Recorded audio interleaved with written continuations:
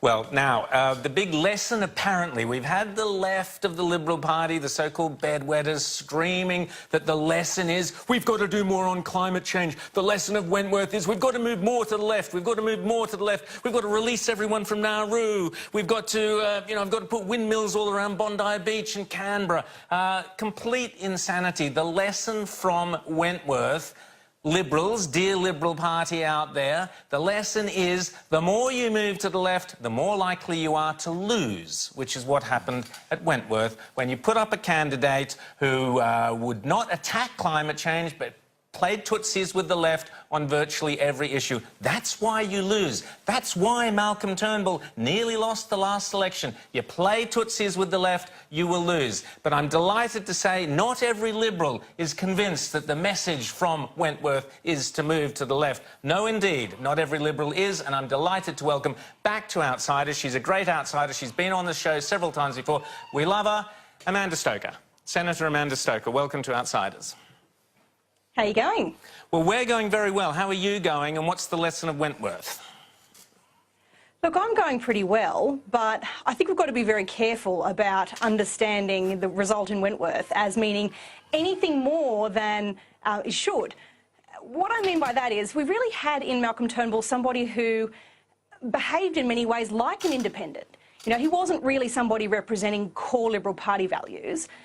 He wasn't on board with most of the core policy issues that matter to most of Middle Australia, but he did very well play to the interests of his electorate.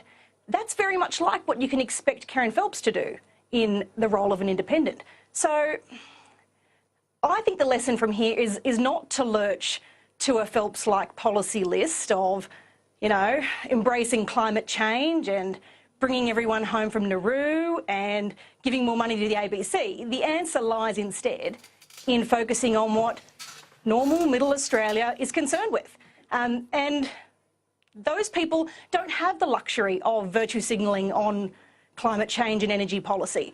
They're too busy trying to pay their mortgage.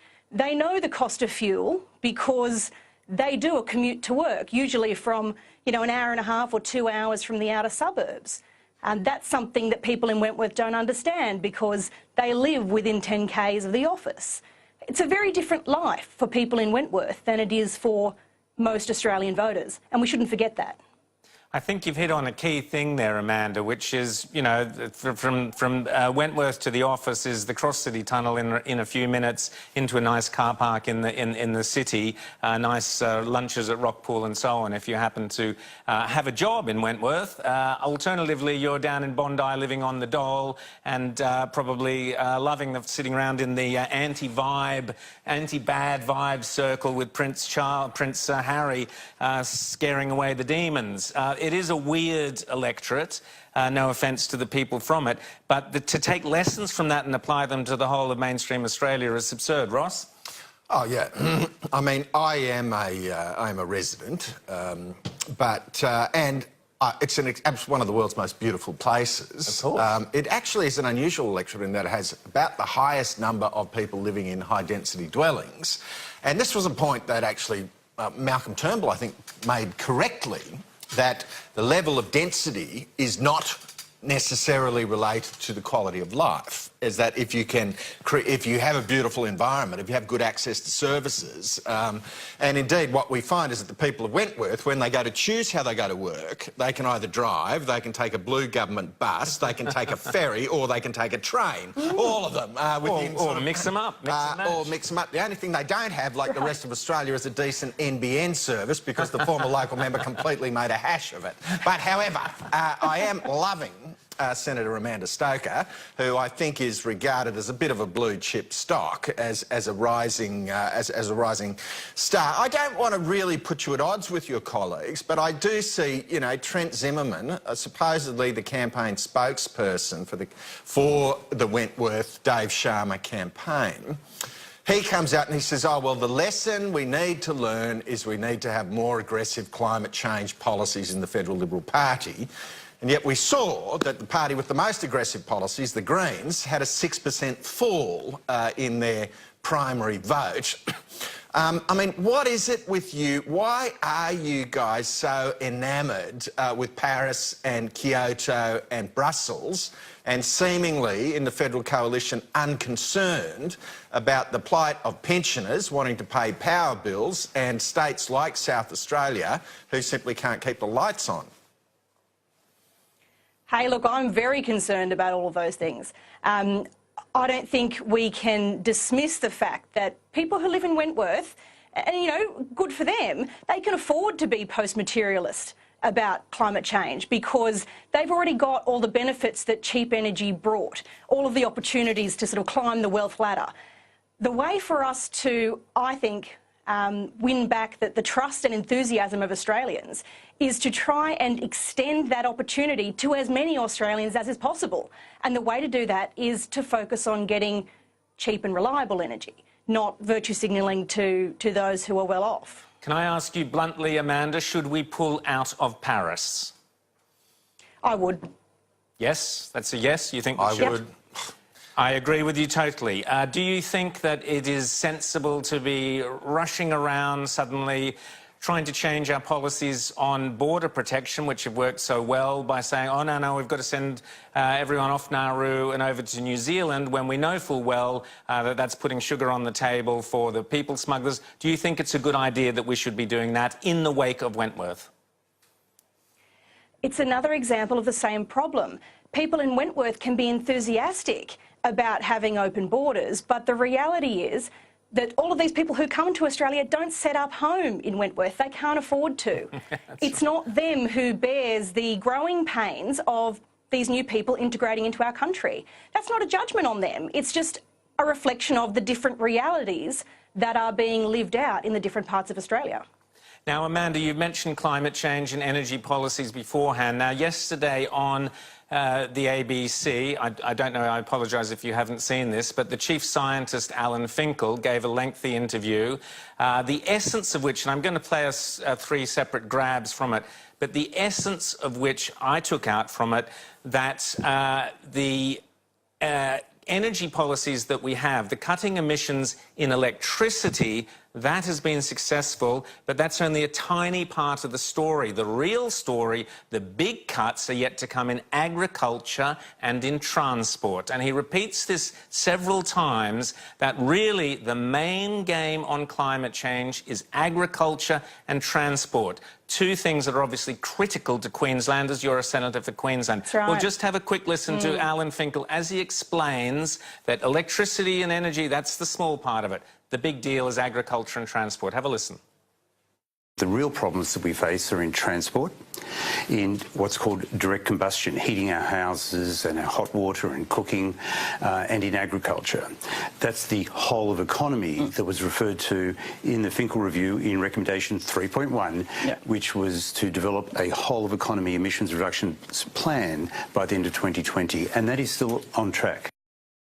So, Amanda, he's talking about the whole of economy, and he's very clear on the fact that what we've done so far to meet our Paris agreements is really a tiny part of it, and the whole of the economy is where the real challenge lies. Have a listen to the next bit where he kind of repeats this point.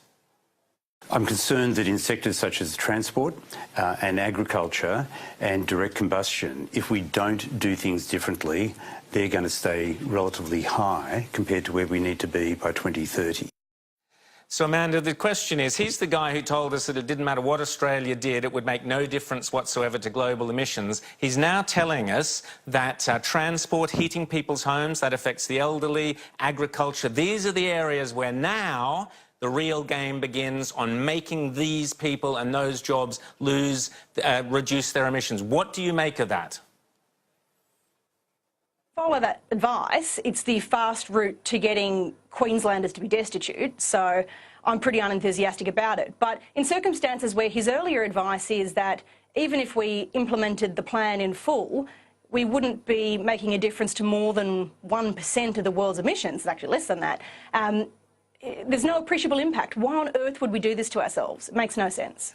And so so just to repeat, what do you make of his idea that we are going to now move on transport, and quickly. He's urging your government to move quickly to start reducing emissions in agriculture and transport. What will that do to Queensland? It'll devastate it. And so I'll be urging anyone who can listen that it's not what we should be doing. But this is what Trent Zimmerman, as Ross was saying, Trent Zimmerman and others within your party are now urging you to move more down that direction, faster and harder down that direction. What can you do to stop it? Do you support that move? No, of course I don't support that move, and I'll do whatever I can to persuade them out of that point of view. Their constituencies are a lot more like Wentworth than like mine. So in a way it makes sense that they might see the world a little bit differently. Well, look, I think we'd like to have Senator Amanda Stoker basically in the studio every week. In the studio every night if we could. Just find a pair. What a shame I have another job. What a shame. You walk away from it. Well, a lovely bit of that Queenslanders. Cool draft of Queensland rationality coming through onto our screens. Thanks so much, Senator Amanda Stoker. And Queensland's very lucky to have you, Amanda Stoker. Thank you very much for coming on Outsiders this evening. Thanks a lot. Thanks. And you know, this is what we are seeing, okay, with the federal coalition, if I may say. Whatever your opinion on climate change, we're seeing a government that's trying to walk both sides of the street. Yes, that's the problem. And, you know, the hard thing is there's a range of situations where you don't actually get to please everybody. And particularly when they're mutually incompatible. And so you've got to actually make a decision. And I say that from a strategic sort of analysis, right, if every single boat in the Sydney to Hobart fleet is hugging the coast, right, there is a disproportionate benefit in striking out into the blue water. Absolutely. And if you're going into an election campaign in Wentworth where, you know, where the Greens, where Labor, where the lead independent and everybody else is in a sort of Dutch auction to see how high they can make their commitment to reducing emissions in a policy which will cost billions but not deliver a single benefit to any Australian. The other option, boys and girls, is to take the different approach, is to dump Paris. And in that way, you're offering a genuine alternative and you're also providing an explanation for why Malcolm Turnbull had to go. Exactly. And you will win in a landslide if the Liberal Party and the coalition were to pull out of Paris and to say no to the meeting in Poland, which is coming up in December, say no to the other migration meeting, which is coming up in Morocco at the same time, say no to both of those, both of which will rob us of our sovereignty and rob us of our wealth and prosperity. If the Liberal Party want to carry on pussyfooting around, playing tootsies with the left and being slaughtered by them and being made mugs of them. And Amanda Stoker was absolutely right when basically Karen Phelps is just Malcolm Turnbull in a skirt. That's what's going to happen to your Liberal Party. You're going to be decimated. Or you can do the right thing, which is pull out of Paris and fight for the people of Australia on whose side you said you were on. We'll be back in a tick to talk about the ABC. We've got a great guest, Gideon Rosner. You don't want to miss that because he's saying, sell the thing off. Here we go. Back in a tick.